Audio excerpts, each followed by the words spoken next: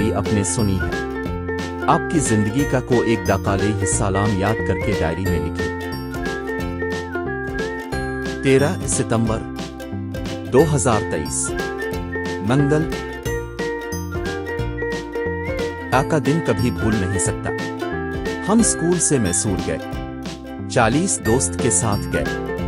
5 असातिज़ा थे। वहां से खूबसूरत बाग, चिड़ियाघर और आबशार देखा। हम टूरिस्ट बस में गए थे।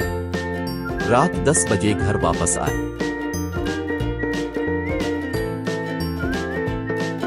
हमारे देश या कि बच्चे बचपन में है मजदूरी करने पर मजबूर हैं। क्यों? अपने ख्यालात लिखिए। कई बच्चों को स्कूल जाने को मौका नहीं। गरीब हो सकती है। कई बच्चे बेघर हैं। घर में माँ बाप नहीं है। रोजी रोटी के लिए काम करने पर मजबूर है। भी आपने सुनी है। आपकी जिंदगी का को एक दाकाले हिस्सालाम याद करके डायरी में लिखी। 13 सितंबर 2023 मंगल। का दिन कभी भूल नहीं सकता।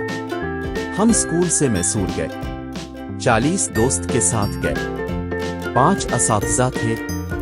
वहां से खूबसूरत बाग, चिड़ियाघर और आबशार देखा। हम टूरिस्ट बस में गए थे। रात 10 बजे घर वापस आए।